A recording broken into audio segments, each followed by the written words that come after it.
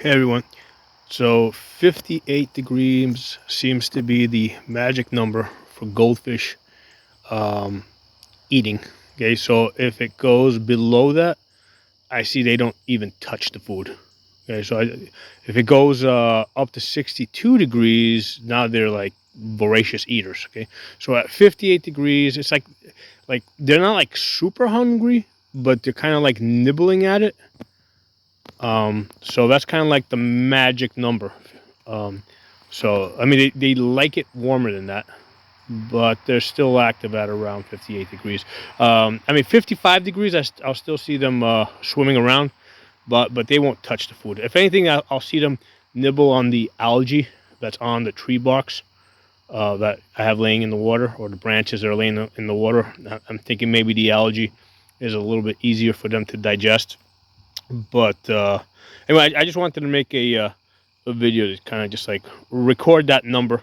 I've seen it a couple times because right now we're in the fall, so I mean the air temperature is like going back and forth between like 65 degrees and 75 degrees every day, but the water temperature is a bit colder. Okay, so I just kind of wanted to make a note of what the temperature needs to be in the water for them to start eating. And like I said, at 58 degrees, they're not like eating voraciously, but they're like picking at stuff. You know, they're like nibbling at stuff. Um, and the fish kind of know when they're supposed to eat and how much they're supposed to eat. Because what's happening is like the goldfish don't have stomachs, so the food kind of sits in their intestines. So if it's warm enough, they'll digest it faster. If it's not warm enough, it will just sit there, okay? And they'll feel full, so they're not going to want to eat more. Um, so this, if you haven't seen my prior videos, this is a 5,500 gallon pond when it's full. Right now, September.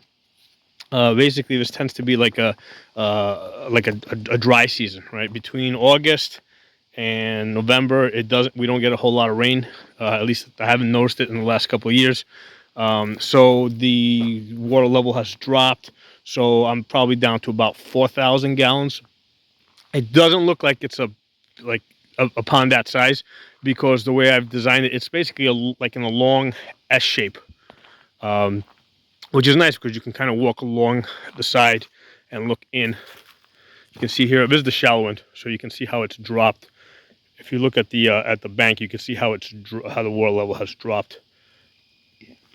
So last year, it had actually almost half of it had disappeared, like up to like where this tree is over here.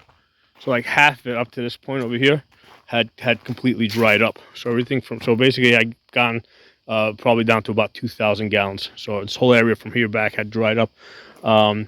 We did have some rain like 2 days ago, so it did kind of fill up a little bit, although it wasn't heavy rain.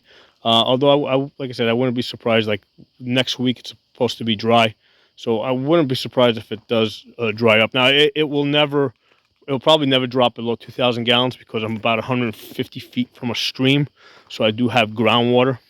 So even if I go to a dry area and I start digging, I'm gonna hit water. You know.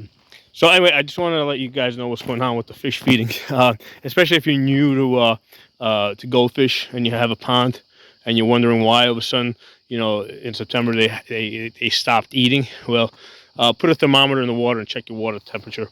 And you know, it's like I said, 55 degrees they're not eating, 58 degrees they're kind of nibbling, at 60 degrees, you know, 60 degrees and up they're eating.